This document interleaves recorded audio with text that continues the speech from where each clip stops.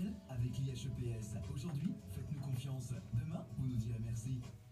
Il est 12h15, vous écoutez Heure Essentielle sur Lux Radio. Comme promis, nous accueillons au micro Huda Sikawi des Inspirations Éco. Elle est accompagnée d'Amine Diouri, responsable des études PME chez Inforisque. Ensemble, nous allons parler dans quelques instants, dans le cadre du cahier PME, de la dernière étude d'Inforisque qui porte sur les défaillances des TPE.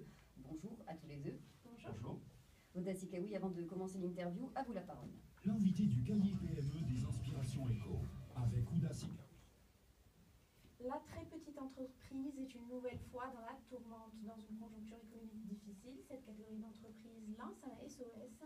Elle est en effet souvent la première fragilisée. La dernière étude Inforisque publiée cette semaine fait état d'environ 35 000 TPE en situation de défaillance.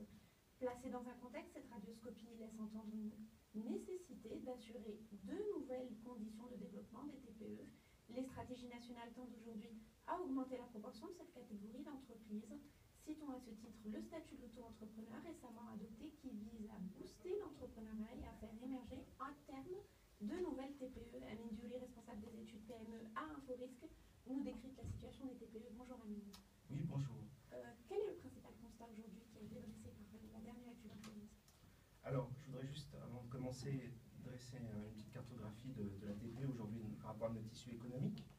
Je citerai les chiffres de la DGI. Donc aujourd'hui, elle recense à fin 2013 184 000 sociétés personnes morales, je précise bien. Et là-dessus, les TPE représentent 80% de ces entreprises. Maintenant, je cite 80%, mais si on prend aussi en compte les entreprises physiques, c'est-à-dire par exemple une profession libérale, un pharmacien, un avocat, etc., qui travaillent à son compte, ce chiffre monte à 500 000. Ce qui veut dire concrètement que les TPE, si on intègre aussi les personnes physiques, peuvent représenter jusqu'à plus de 90% de notre tissu économique. Et vous, votre étude a concerné toutes ces parties? Alors, l'étude se focalise uniquement sur les personnes morales. D'accord. Donc les 145 000. Exactement. Sur 180. Sur la liste que Inforisque obtient, pas sur la totalité des nombres d'entreprises qu'il y a au Maroc. D'accord. Donc 80% du tissu économique, 92% si on considère le segment CA, chiffre d'affaires de 0 à 10 millions de dirhams. Parmi les points frappants quand même de votre étude, mais aussi, et pas très surprenant finalement, ce sont les délais de paiement quand même. En 2013, les TPE ont attendu 263 jours pour être payés. C'est plus de 8 mois. C'est 144 jours pour la PME, 78 pour la GE. Et quelle est votre lecture de ces données? Très clairement, avec des délais de paiement pareils, il est évident que la TPE est fortement fragilisée. Concrètement, aujourd'hui, je fais du chiffre d'affaires, il faut que j'attende 8 mois pour recevoir mon argent. Pendant ces 8 mois, comment je fais pour payer mes salariés, pour payer les marchandises, pour payer la matière première, pour payer tout ce que j'ai à payer? Forcément, il faut que j'ai des ressources pour pouvoir les financer. Et c'est là que le bât blesse. Après, je vais me tourner alors soit vers mes fonds propres, soit sur de la dette fournisseur, soit je vais emprunter auprès de la banque. Voilà aujourd'hui quelles sont les possibilités qui s'offrent à la TPE. Huda Sikawi, des Inspirations Éco. Justement, par rapport à ces délais de paiement, on remarque dans l'étude qui a été dressée qu'il y a une augmentation ou un rallongement des délais de paiement, tandis qu'on sait qu'il y a une loi en vigueur qui a été faite et a été élaborée justement pour régler ce problème. Comment les statistiques répondent à cette réalité? Clairement, les statistiques... Ça veut dire que ça ne marche pas finalement? Oui, clairement, aujourd'hui, on s'aperçoit que cette loi n'est pas appliquée. Que cette loi n'est pas appliquée? En tout cas, les chiffres montrent qu'effectivement, ce qui a été prévu dans la loi, effectivement, ne s'applique pas aux... Ça va raison. Oui. Est-ce que Inforisque s'est penché sur les plus gros mauvais payeurs de la TPE, du coup? Les plus gros mauvais payeurs, non, on n'est pas rentré dans ce détail. Mais comment vous lisez cette histoire, pardonnez-moi le terme, de délai de paiement, de retard de délai de paiement, par rapport plus précisément à la TPE, parce que c'est elle qui est le plus touchée, si on la compare avec les PME et les grandes entreprises. Est-ce qu'on considère que plus on est petit, moins on peut se permettre de nous payer? Tout à fait, c'est un pouvoir de négociation. Aujourd'hui, on est dans une situation difficile. Et puis un effet de répercussion, c'est-à-dire que la grosse entreprise a des problèmes de trésorerie à gérer, elle le répercute sur la PME, enfin sur les entreprises avec lesquelles elle travaille, notamment la PME, qui va elle-même la répercuter par la suite. C'est un effet en chaîne. Et la TPE se retrouvant en tout la chaîne, et son pouvoir de négociation étant très très faible, logiquement, c'est elle qui subit le plus ce délai de paiement. Houda Sikawi, des inspirations éco. Je reste toujours sur les délais de paiement. Vous parlez de grandes entreprises, de PME, mais généralement les mauvais payeurs, c'est aussi l'État. Est-ce que les statistiques ont parlé sur ce point-là? Encore une fois, l'étude d'Inforisque se voulait très générale, c'est-à-dire qu'on n'est pas rentré dans l'actionnariat des entreprises qu'on avait étudiées. Donc sur ce point-là, je ne pourrais malheureusement pas vous répondre. Vous avez parlé tout à l'heure, Amine Diouri, je rappelle que vous êtes responsable d'études de PME Inforisque, de la dette bancaire ou de la façon avec laquelle les TPE financent leurs activités. Les banques ne sont pas au rendez-vous, c'est ce que disent vos chiffres. Alors les bilans montrent clairement qu'aujourd'hui, si on regarde les dettes bancaires, c'est-à-dire les dettes financement moyen et long terme, les crédits de trésorerie, ça représente effectivement à peine 5% du total bilan. En 2013. En 2013. Donc ça, effectivement, c'est un constat très frappant. Maintenant, il faut voir aussi que les choses ont progressé depuis, puisque je constate, par exemple, ce matin, je prenais le train et je vois une affiche d'une banque qui propose des prêts catégoriels pour les TPE. Donc les choses évoluent dans ce sens-là et dans le bon sens. Les chiffres 2014 montreront peut-être une évolution au niveau du bilan. Houda Sikawi. Justement, par rapport au financement et au financement de la dette par le secteur bancaire, votre étude est concomitante avec le rapport annuel de l'Union qui note déjà une migration de l'ultra-crédit par les banques de la place.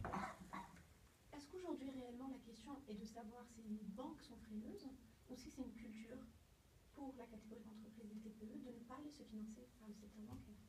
Non, je pense qu'à partir du moment où je suis une entreprise, j'ai des besoins de financement, j'ai un BFR à financer, j'ai des salaires à payer, et que je n'ai pas forcément les fonds propres pour le faire, il est évident que je vais aller naturellement vers la banque. Maintenant, la question se pose au niveau de la banque. Est-ce que l'entreprise présente des garanties sérieuses? Est-ce qu'elle a des perspectives de rentabilité, donc de remboursement de la dette? Est-ce qu'elle est entièrement transparente fiscalement, socialement?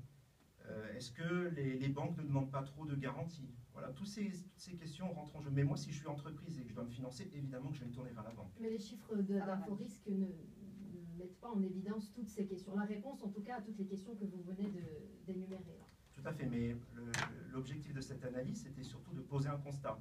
Après, la raison profonde de ces chiffres, il faudra effectivement le détailler, mais je pense que déjà, il y a un élément de réponse par rapport à ce que j'ai dit précédemment. On parle peut-être des revenus aussi. Au sein de la TPE, 27% des revenus sont engloutis par les salaires. Comment ça se fait? Mauvaise gestion? Non, je pense que pour avoir quand on a une activité, que par exemple on a une usine, on doit faire marcher une entreprise, il y a les salaires, c'est des charges fixes. Oui, c'est une charge incompressible. Ce sont des charges très élevées là. Voilà, exactement. Et logiquement, plus le chiffre d'affaires augmente et plus évidemment le ratio salaire sur chiffre d'affaires va diminuer. Et à un moment donné, il y a un montant de salaire qui est incompressible et en dessous duquel on ne peut pas descendre si on veut fonctionner normalement. Houda Sikawi, des inspirations éco. Moi, je voudrais revenir sur votre précédente réponse. Vous nous disiez que pour Inforisque, l'objectif était de dresser un constat. Ouais. Peut-être aussi des recommandations. Quelles étaient pour améliorer la situation? Quelles sont-elles?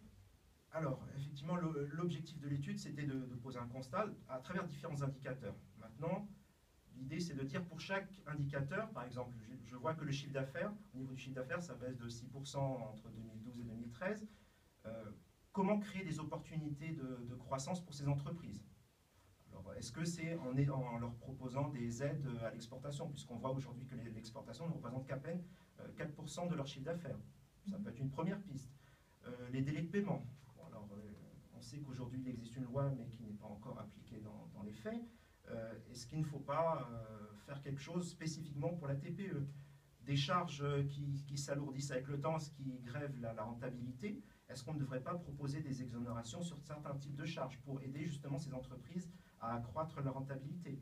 Donc, sur chaque indicateur de l'étude, à mon avis, il faut se poser et voir quelles sont les réponses possibles. Et évidemment, c'est à notre écosystème de décideurs d'apporter toutes ces réponse.